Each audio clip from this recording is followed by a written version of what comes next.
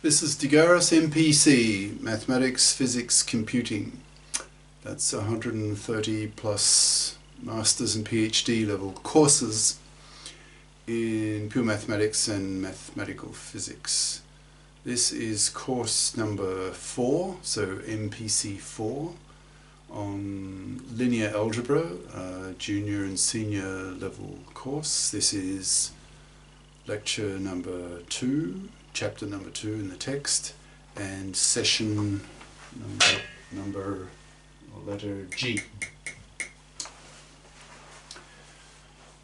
So we're talking about the process, the method of Gaussian, the adjective of Gauss, the famous mathematician, Carl Friedrich Gauss, reputed to be the most famous mathematician who's ever existed, who, well, if you had to choose some rivals, I would say Euler, who is the most prolific mathematician who's ever lived, and maybe Newton. Debatable. Yeah. Anyway, Gauss is one of the top handful for sure. Anyway, so with the usual Gaussian elimination of variables step by step, you have your system, so a set of linear equations. You employ the Gaussian elimination step once, and that allows you to reduce the second ...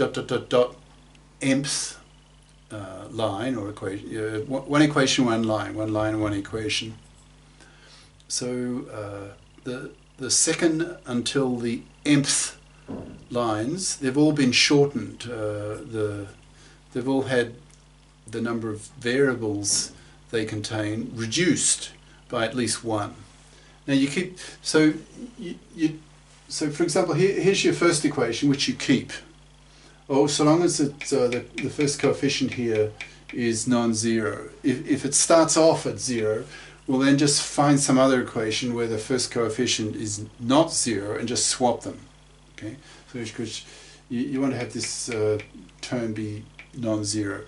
So then just keep your first equation, and then apply the Gaussian elimination technique to each of the other lines, and then forget about your top equation, and then just look at this smaller system with one fewer equations in it, one fewer lines in it, and at least one fewer variables in each equation, and then start the whole process all over again. So if this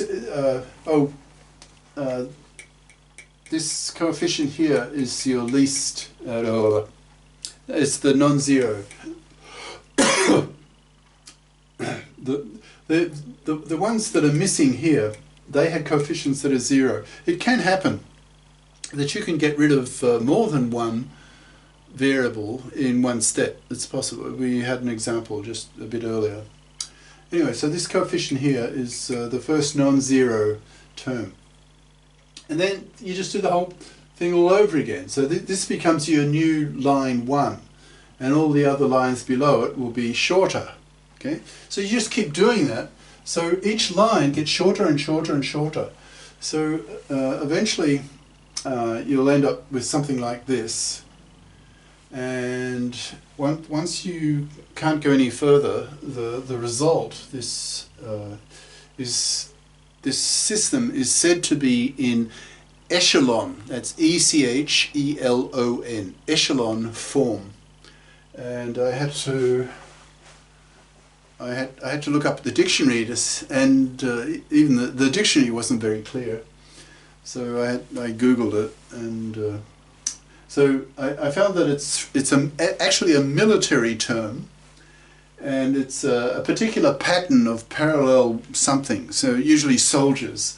So if you have these lines, if they represent a line of soldiers, for example, then the back line of soldiers would be the longest, and the second back line would be a little bit shorter. You know, maybe one soldier shorter, and so on.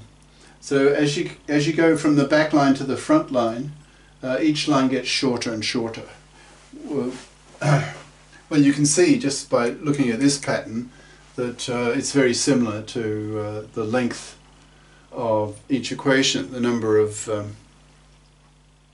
variables it has in the equation. So your top equation has the most, and each equation, as you go down one line at a time, one equation at a time, the number of variables that equation contains will be at least reduced by one. And so the length just gets shorter and shorter as you go down in this style, this echelon style. So that's why this format, you have reduced your system, you have reduced your set of equations to this echelon format. Okay. Yeah, so this equivalent, now remember equivalent just means has the same general solution as your original system, your original set of linear equations. Okay, now this echelon, in echelon form,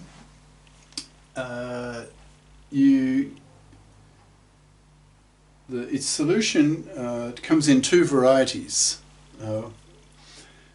So two cases. One case is where now this R when you can no longer reduce, you'll come to a stage where let's see, if you have M, or let's say here R equations. Oh, sometimes you get 0 equals 0. So when that happens from the previous session, you just throw it out. So it's possible that the number of equations you start with, let's say M, by the time you've done, you can't reduce any further. It's possible that this is your rth equation. It could be that R is less than M, because you may have thrown some out in the form of 0 equals 0 type equations. They're useless, so just throw them out. So it's possible that you have two cases. R equals N. In other words, you have the number of equations, number of lines, R, is equal to the number of variables. So x1 ... xn. Okay, that's one case. Another case is that R's actually less than n. In other words, you have more variables than you have equations, or equivalently, you have less equations than there are variables. N is the number of variables. Yeah, so x1 ... xn. So you have n unknowns or variables. Okay, so the two possibilities. Now there's a theorem 2.2. Now, as usual in Schaum, in the theory section, section 1 of each chapter, theorems are really only stated usually, and the actual proofs occur in section 2, which is under solved problems. So theorem 2.2 would be actually proved, so the theorem will be actually proved in problem 2.14. Okay, so what does the theorem actually state? It says that if the number of equations in echelon form, so in other words you've got rid of the 0 equals 0 type terms, if the number of equations here equals the number of the number of equations, so I've got R of them, if that equals the number of variables, then there's a unique solution. There's only one solution, right? That's what the theorem states. That's an important result. The other case is that R here may be less than the number of variables, which is n. So if r is less than n, so the number of equations is less than the number of variables, then you may have, well, then you may have many solutions. You may have an infinite number of solutions. You may have an uncountably infinite number of solutions.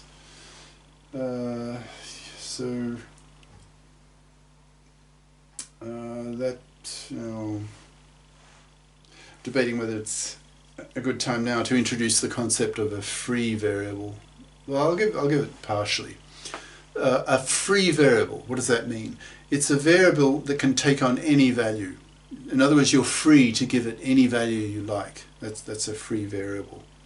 Now, in the context where you have more variables than you have equations, then in that context, the concept of free variables crops up. That's all I'll say. We'll do more on this in a couple of sessions.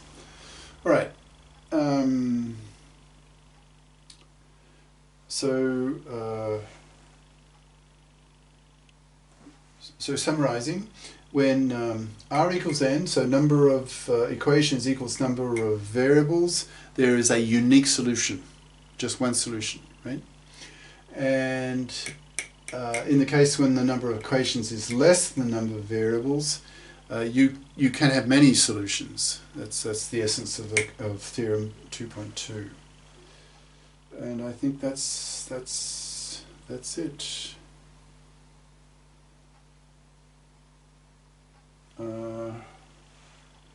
Although